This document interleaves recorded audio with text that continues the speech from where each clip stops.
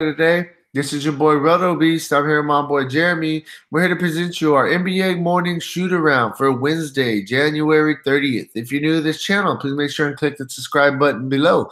This week, you'll watch all of our NBA, NFL, and MLB videos. If you haven't came and checked out our website here at dfscheatsheet.com, you're absolutely missing out. We got all the tools to help you compete with the pros day in and day out, including a complete optimizer, tons of content, daily Fanduel and Draftkings cash lineups. Hey, we're truly a one-stop shop for all your DFS needs. So make sure to come check out the site here at dfscheatsheet.com. So hey, what up, Jeremy? How you doing, man? Yo, what's up, man? Another good night. Let's get into tomorrow's slate, man. Tomorrow's slate, I'll be honest with you.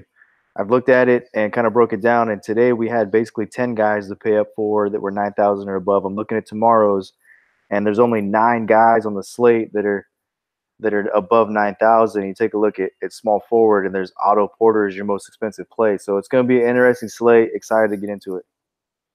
Yeah, for sure, man.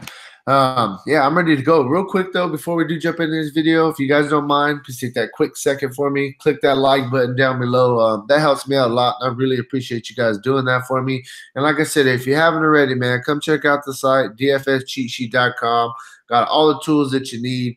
Definitely, hey, let's get it. So first game we're going to go with is going to be the Dallas Mavericks going into New York to face the Knicks. This game has a 217.5 over under, and Dallas is favored by 6 in this one. I mean, the first guy that you got to talk about here is obviously Doncic, right? 9.8. He's the most expensive player at the shooting guard position tomorrow. And I'm going to say it just like I said about Harden when he went into Madison Square Garden. It's a big stage. Guys like to perform on a big stage. I think this is a really good opportunity for Doncic. There's not really a guy that can defend him. I know this is a shooting guard. The guy plays more like a point forward for them. This is a very dominant basketball player, having one of the better rookie seasons under the radar that I can remember. I mean, you take a look back at like a Joel Embiid and Ben Simmons, these other guys, their rookie seasons were very, very, very much in the spotlight. And this guy's kind of under the radar, man, with the season he's having. 31.6, 22, 8, and 8 in his last 5 games. 9.8 price tag. It is expensive, but there's definitely going to be places to pay up tomorrow. And Doncic is a good place to start to take a look at. So I do like him. I think Dennis Smith Jr. at 6.2, price starting to come up. The performance is starting to come back a little bit. They've obviously made a commitment to sticking to him. I think they tried to test the trade waters, and there just wasn't a market for the guy, especially because he just hasn't done enough in the league to really warrant a market to go get this guy for anything worth value. You're not going to get a first-round pick for him. So, Dennis Smith Jr. in play, Harrison Barnes always in play. I feel like Harrison Barnes is very similar to Klay Thompson. 25 to 30 points is what you can really expect out of Barnes on a nightly basis. Really consistent player. 14, 3, and 1 over the last 5. Numbers are kind of down, but he's doing some ancillary things to get those fantasy points for you. So you could definitely take a look at him. Outside of that, I'm not really interested in too much, man. Dorian Finney-Smith getting run in 25 minutes over his last 5. And then they've got, Dwight Powell, Clyburn, those guys kind of split rotational minutes. So I'm just really looking at Doncic, maybe Dennis Smith Jr., and definitely DeAndre Jordan. Yeah, man. And then, on the Knicks side of things, the Knicks is one of those teams where they are like the Brooklyn that don't really like giving their guys too many, they don't really like playing guys, 30-plus minutes. They like playing a lot of guys, 25, 26 minutes, kind of seeing, what their young guys have when they're out there playing. One thing we do know is, you got Nicolina, you got Moutier, they're out, both point guards. So we've been expecting to have kind of Trey Burke be kind of unleashed, but it just hasn't happened. Against Brooklyn, he got 33 minutes, and he had a really good game, 25 points, 5 assists for 38 fantasy points. But, the past 2 games, even though he's been the starter and they got no other point guard, he still only played 23 and 24 minutes. I just don't understand. And the price tag, it's not a give me price tag in the low 4,000s anymore. Now it's 5,400 just for him to hit value. We need about 27. I like this spot for GPPs. I think that he's a solid play, but I just don't know if I'll trust him for cash tomorrow. I want to see some consistency in those minutes. One guy that I'm liking that's really been playing well, 6.4, Tim Hardaway, his minutes are really starting to trend back up. He's getting right around 30 minutes a game. With a couple games, he got up to 38 and 35 minutes. The guy, I mean, he takes a ton of shots, and when he's hot, scores, the ball well. His rebounds, he's been picking up the rebounds a little bit, dropping a couple extra dimes as well. He's been a little bit more of a ball handler or facilitator. So I talked about, how Trey Burke has only played 23, 24 minutes. They've actually had the ball in Tim Hardaway's hand, and you can see, like I said, 4 assists, 5 assists. He's dishing the ball a little bit himself. So I like him in this spot with the usage bump. I think that he's a really, really good play. Outside of that, I'm not really interested in nobody else. You got Von Lay. If he's going to get the minutes, we know what he's going to get from him.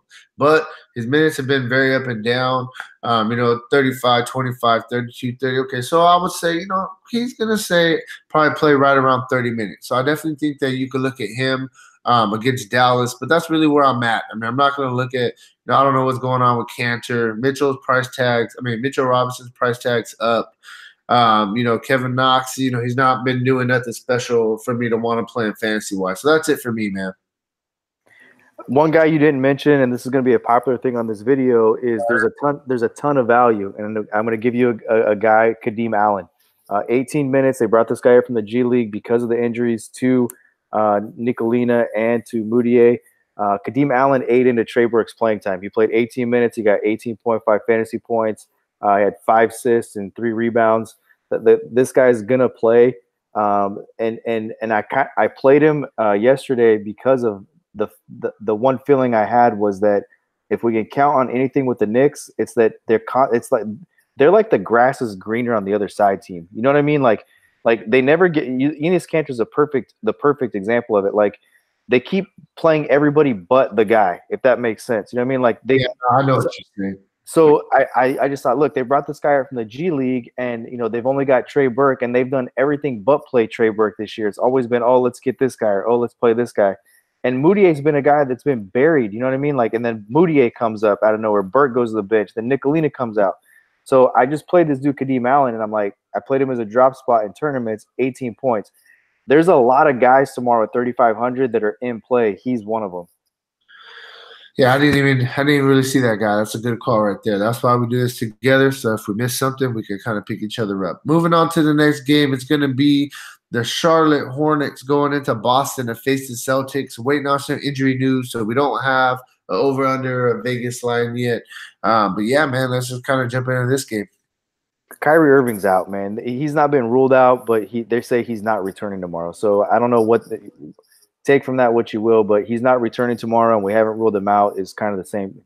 He's out. The way I'm looking at it, right? So, the best play here to me is Jeremy Lamb, 6.1. It's the best play. I can't get behind Kemba Walker at this price tag. The guy just has not put up the monster games for me. If Kemba Walker was putting up a 50 piece or a 55 piece every 5th or 6th game, I would be like, okay, play Kemba Walker because at least I know he's done that like every 4th or 5th game. But it's just not there, man. It's not there. I don't know if this dude's tired, if they've ruined him because they rely on him to play so many minutes. I don't know what it is, but maybe he's checked out and doesn't want to be there. But I can't get behind 8,800 for Kemba Walker on this slate. I just can't do it. So the two guys that I'm looking at seriously, Jeremy Lamb and Nicholas Batum. Batum's been playing a lot better than he played.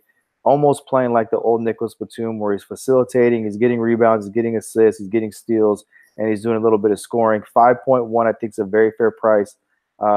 If you want to take a leap on a guy in tournaments, go ahead and go with Michael Kidd-Gilchrist. Really solid game a couple games ago against Milwaukee. That's really it. That's all I can really get behind it for Charlotte.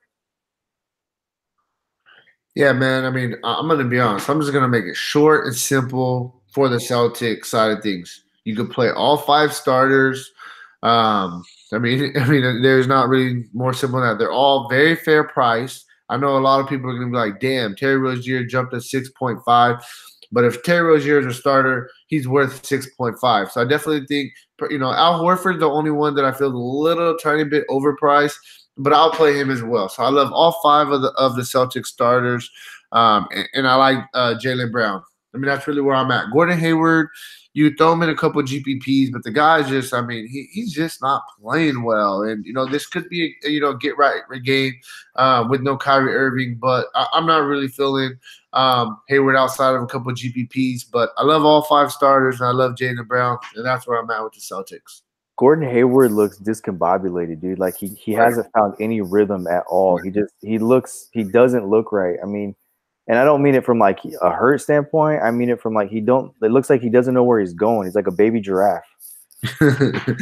All right, man. I'm ready to move on. Like I said, I mean, it's easy on the Celtics. Whenever Kyrie's out, they're all pretty much. Hey, one more quick thing. I don't know if you noticed this or not with Al Horford against Brooklyn tonight, but he looks fresh. Oh yeah, for sure, and I like him a lot too. I mean, he's a really good passer for a big man, and so he's had usually when he hasn't looked this fresh. Like he's explosive right now. He hasn't looked like that in a long time. Yeah, I feel it. All right, man. Moving on to next game. Next game we're gonna go with is gonna be the Chicago Bulls going into Miami to face the Heat. This game has a 207.5 over under, and Miami's favored by 10.5 in this one. Oh, the Bulls, man! What are you gonna do with the Bulls? What you figure? Hey, real quick, bro. I told you Zach LaVine tonight, man. I told you he was gonna have a good game. Yeah, but my thing was, why would I play LaVine when I could go down and get value in Alec Burks or Wayne Selden, or do what we wanted to do in the first place? Was there was 3 guys that we absolutely loved at shooting guard, which was Booker, really 4. We loved Gordon at 5.5. I mean, he goes 6 for 14 tonight. That's just basketball. We can't do anything about that. But 14 shots, 33 minutes is a good play. And then when you like Devin Booker, D'Angelo Russell, and Drew Holiday, it's hard to say, yeah, let's play Zach LaVine. Yeah. Hey, real quick before you get into Chicago, bro. Hey, man, I felt like a fucking dumbass because we fell into the fucking Beasley trap, bro. I had a feeling about Beasley too, bro, and he was a fucking straight trap play. It was a trap play, but at the same time, I mean, when you start looking at tonight's line, the way we put it together, the small forward was not a place to pay up for. It wasn't, and we didn't do that. So I feel like we built right and we built with the right process, and that's all we can do. I mean, Beasley was the right play based on the process. He was a free square. Move on.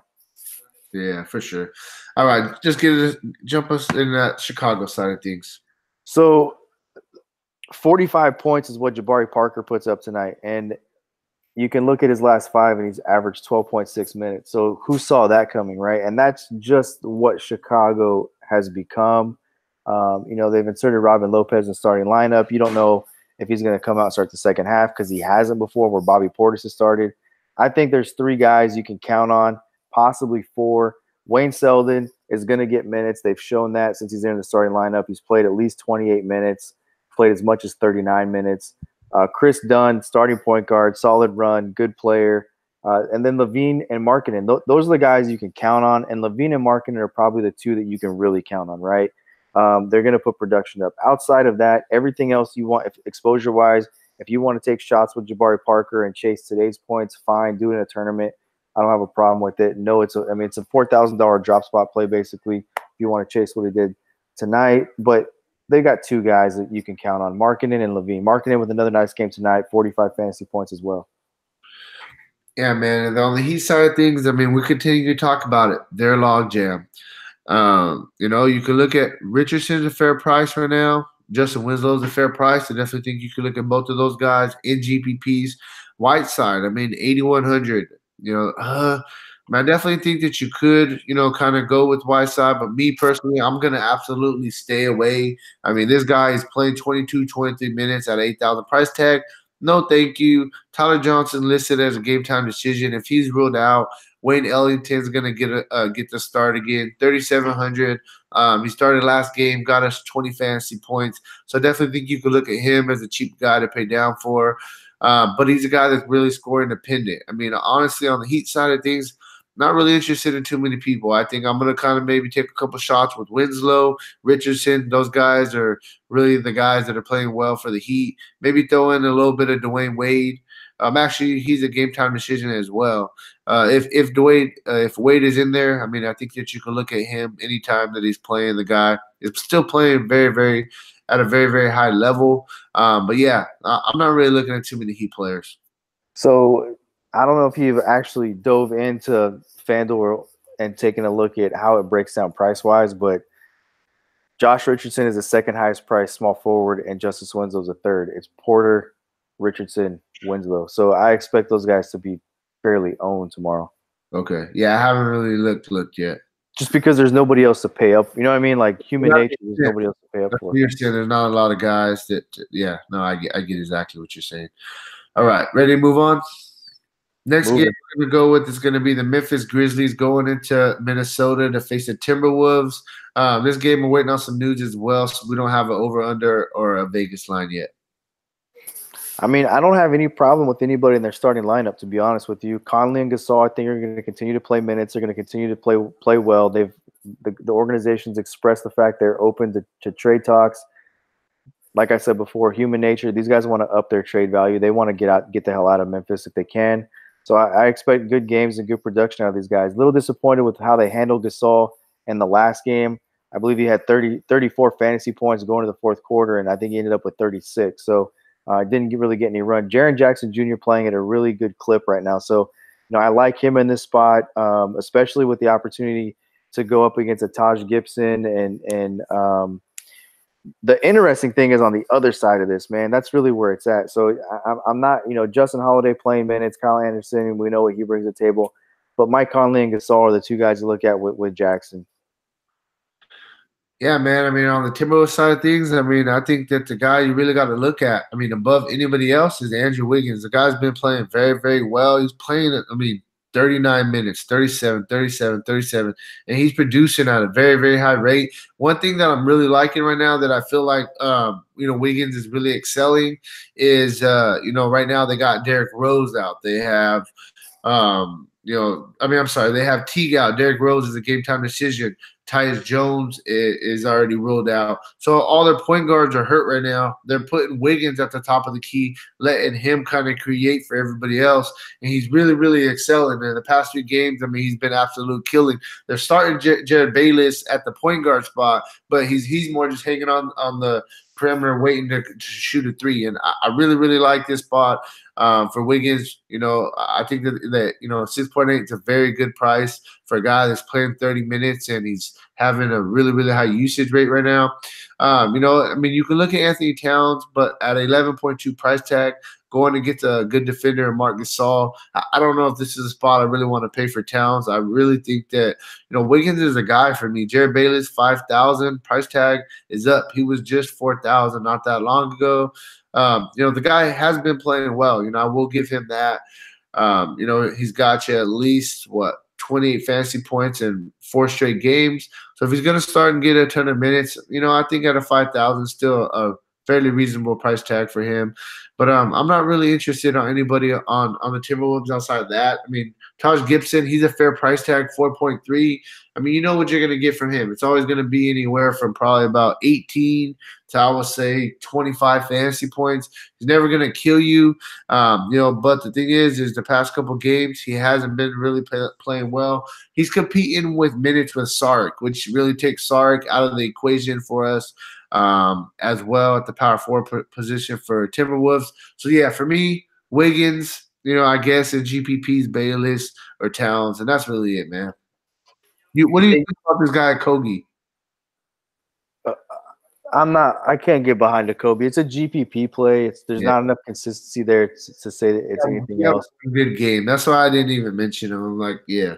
But the interesting thing will be Covington. If Covington does come back tomorrow, which is a game time decision, will it be on a minutes limit? Will he not play tomorrow? So that's the news to kind of look for. Him and Derrick Rose. If they both play, if one does and one doesn't, or they're both out, that's kind of what you want to look at. Because I think tell you right now, bro, if they're both out, oh, I love Wiggins. Yeah, if they're both out, absolutely. For sure. All right, man. Hey, well, let's move on. Next game we're going to go with, got some drama. It's going to be Denver Nuggets going into the Pelicans with Anthony Davis wanting to be traded 227 over under. Denver's favored by 8.5, and Pelicans just beat Houston tonight, so they're on the second end of a back-to-back. Hey, dude, you know what? Let me ask you something real quick. Do you think the league was right to fine him 50 grand? Nah, I don't think so, bro. He's not the first person that's done that. But he didn't even he's not the one that violated any of the rules. Yeah. His agent told the reporter that they requested a trade. Davis didn't do anything. Yeah, that's pretty messed up, bro. So I mean, look, this is a crazy game because you've got guys that are out for sure. Do I think what? That he's gone? That he's gonna get traded?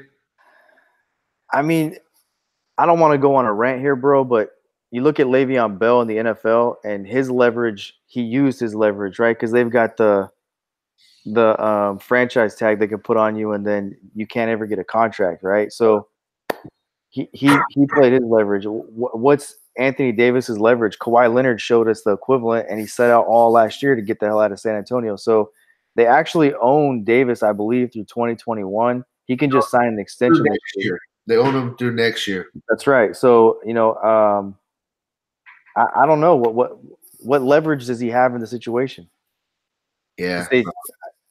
I'll tell you one thing. They looked pretty. I know Houston hasn't been the same team, but they looked really good tonight playing without him. Okafor's playing really well. Drew Holiday, that's a good team, and you make the right trade.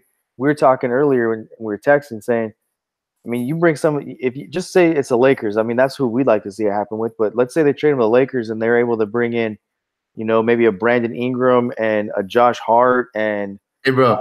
Hey, let me tell you something real quick. I'm not trying to get off topic. My bad, bro.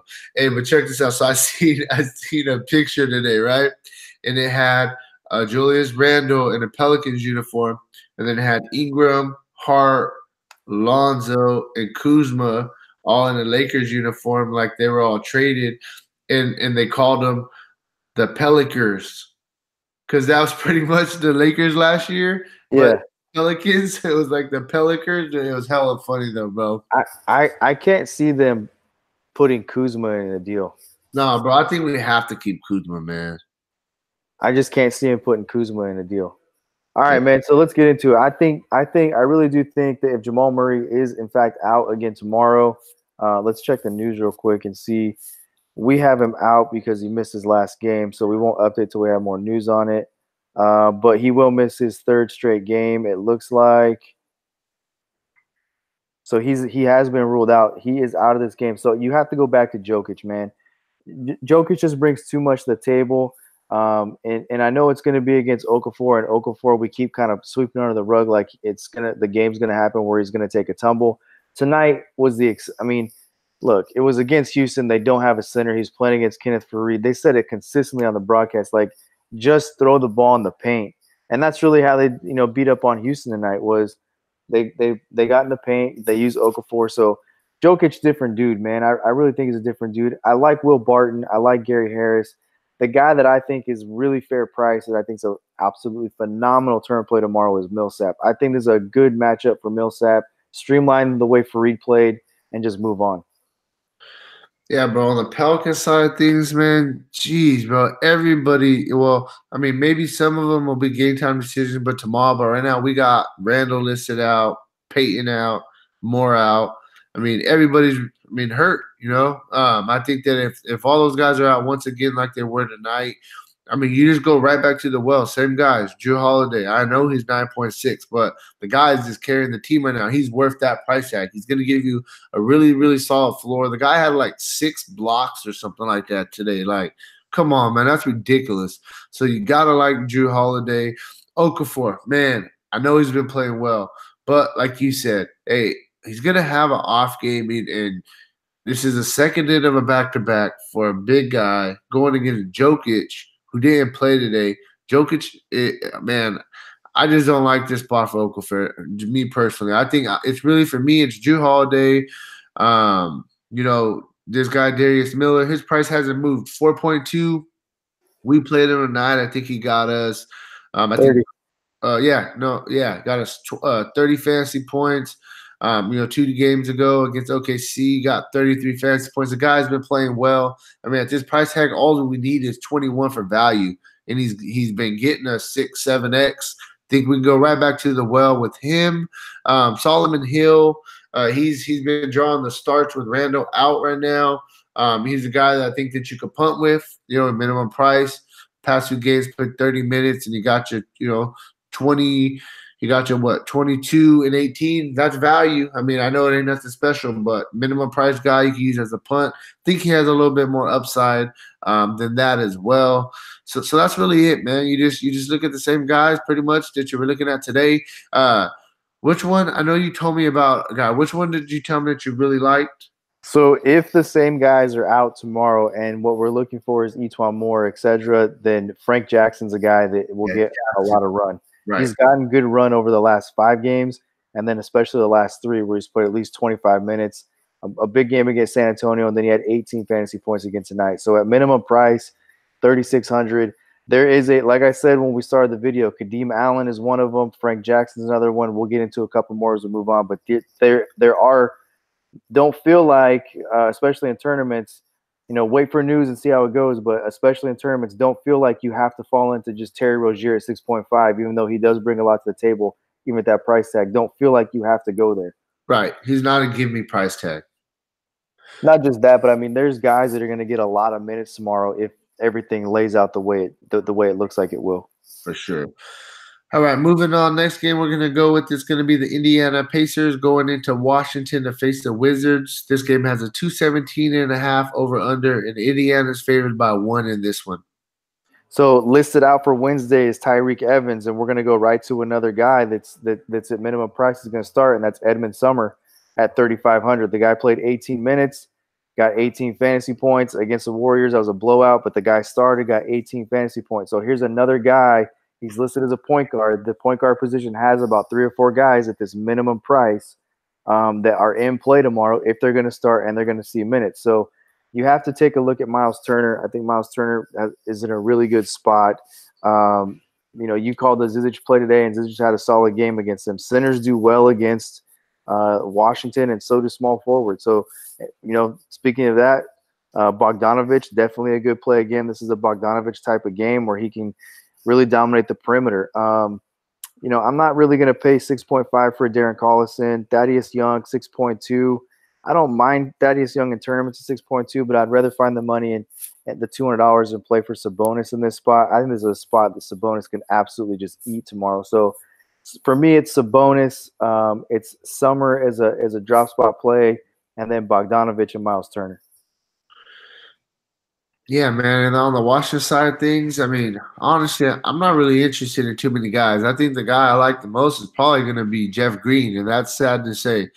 Satoransky, the price tag's up, and he has shown us some upside. I understand, but the 6.7 is not a give me price tag. We need about 33 for him to hit value, and he could definitely get there. Maybe more of a GPP play. Trevor Ariza has a 6.4. Bradley Beal has a 9.5. I just don't really like the price tags on these guys.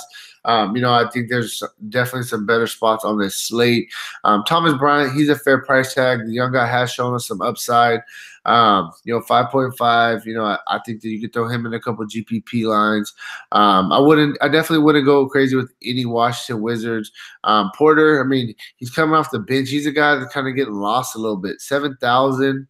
That the price tag is a high price tag, and he just hasn't been doing nothing spectacular. He's getting you 25, 26 fantasy points, and on a 7,000 price tag, we need 35. So that's underperforming.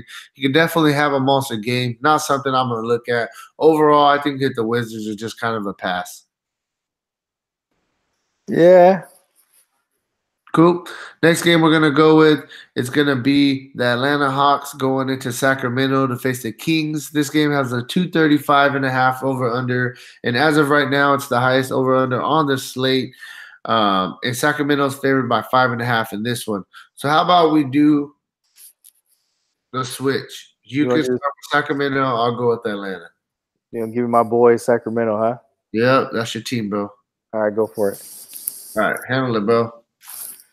So let's talk about De'Aaron Fox at 7.8. Look, 8,000 or below has kind of been our rule on this guy all year long. There's been a couple of spots where we've liked him, at 8.5, but 7.8 at home and this high of an over-under, you have to love him going against Trae Young.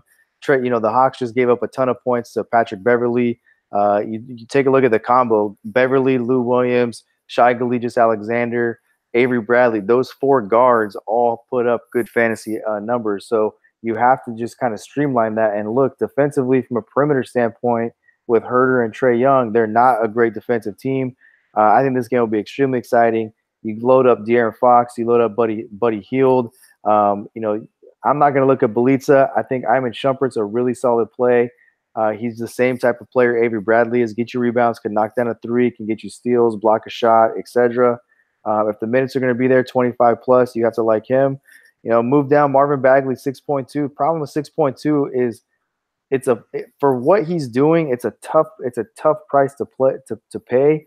I don't mind it if you want to stack this game up and include him in it. I do think that you should stack this game a couple of 3x3s and 4x4s because of this game's literally going to have no defense in it. It's just going to be up and down the floor. I think this is a better version of when we like Sacramento and Phoenix a couple of times this year. I think this game might be a better version of that. And that's really it. I mean, the last guy I'll mention is Bogdanović. This guy's playing at a really high level. He's playing a lot of minutes. The guy's another point guard when he comes on the floor. He gets minutes at point guard. He'll come in for Fox, and then they'll bring Fox back, take Hield out, and leave Bogdanović, and Bogdanović will go knock down three. So he's dishing the ball. He's shooting the ball. And if you want to take a look at Willie Cauley-Stein at 6.4, I don't mind that either, especially against a Dwayne Dedmon. We saw what Harrell did just last night, right? So Harrell's not a true center. Harrell's a power forward who plays center. But I'll tell you one thing, man. There's a guy that I like a lot on the other side of it, and that's Alex Len. Yeah, man. I actually was just looking at Alex Len. It's crazy because Dedmon is getting a little bit more minutes than Alex Len, but at a 4.6 price tag, I mean, you need 22 for him to hit value. The guy's playing, about 20 minutes. And man, he's a guy that, we play whenever, last year we played him a lot with Phoenix. This year, it's like whenever Dedmon's out, we want to play him. But even right now, in limited minutes, he's been killing in the past, in 2 of the past 3 games. He got you 20, 22 minutes. 35 and 31 fantasy points. That's smooth on this price tag. That's what about 6x almost. Yeah, so I definitely like that.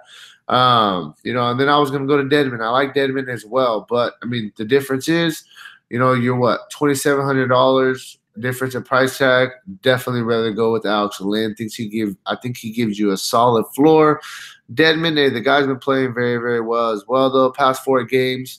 He got at least 29 fantasy points. That they have a cool little rotation going with the big guys, and I think that Atlanta is definitely an up and coming team. Next guy I'm gonna talk about is this guy's gonna be a superstar one day, bro. Trae Young, 7.3, very fair price tag. I think he is definitely in play.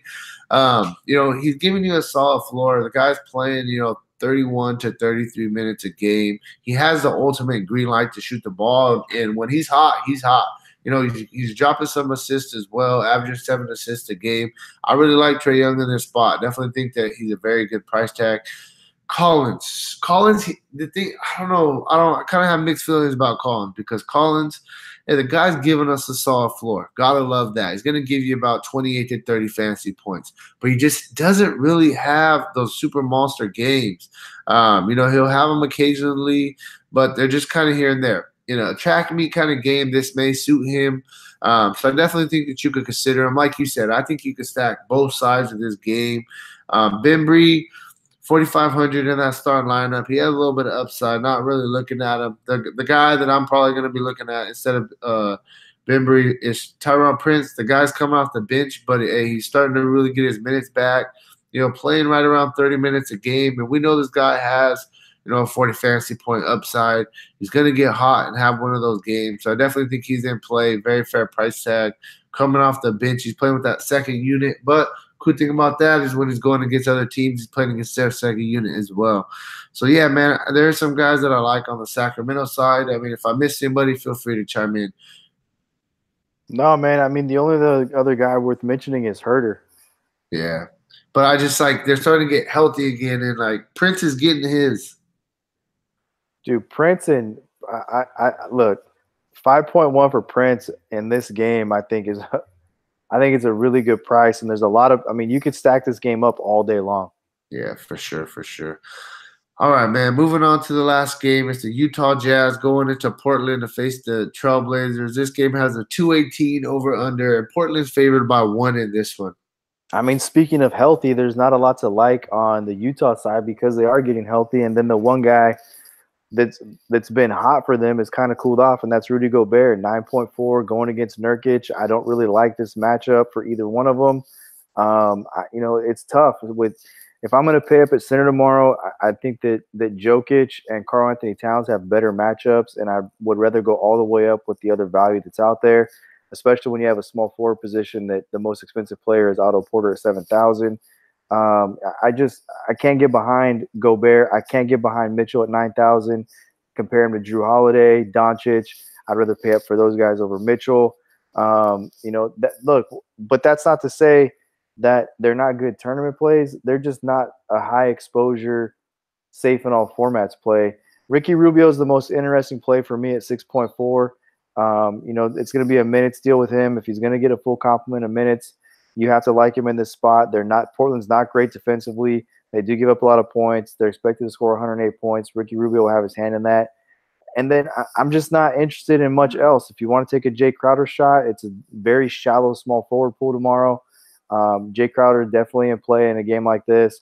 But I think for me, for the most part, my late game experience is going to go or exposure is going to go to the other side in Portland if I'm going to try to get anything. Yeah, man. But I mean, in all honesty, I mean, I'm not really liking support. I mean, you talked about it. Nurkic against Gobert is just pretty much a scratch off for me. Both of them are 94, 9,500. No, thank you. I'm not interested. Either one of those guys on the slate. Damian Lillard, 9.4. I mean, we know that he's going to give us, 35, 40 fantasy points, but I don't know if he has upside going against the Jazz team. For me, this game, I'm picturing this game, the totals are kind of low compared to some of the other ones on the slate. And I think it's going to be kind of a little bit more of a slower paced game, kind of half court set both ways. 9.4 for Lillard, 7.3 for McCollum. I don't get it. I don't see the upside on those prices in this matchup. Seth Curry, he's been playing very well for sure, but he started last game when Lillard was out. Lillard is back, so he's not going to get this 29, 31 minutes. If something happened and somebody ended up being out as far as Curry or CJ McCollum, you look at him, but I don't see that happening tomorrow. I think everybody's pretty healthy, ready to go. So his minutes aren't going to be there. I kind of think he's out the equation now. I just don't want people to go look at him and, oh man, well, this is what he did the past couple games. Well, you got to look the reason why he got those minutes. So yeah, man. I mean, if you like somebody on the Blazers side, feel free to chime in, bro. Nah, I'm good, bro. You get what I'm saying? It's gonna be like all the guys are fairly priced, and I just feel like this is gonna be a half court, slower paced game. I just can't get behind anybody. If the pricing was more fair for if Lillard was 8,800 or 8,500 on this particular slate, I think I could make a case try to fit him in as late game exposure. And I'm looking at McCollum, like, give me a 6.5. Yeah, I mean, Jake Layman is maybe a tournament play.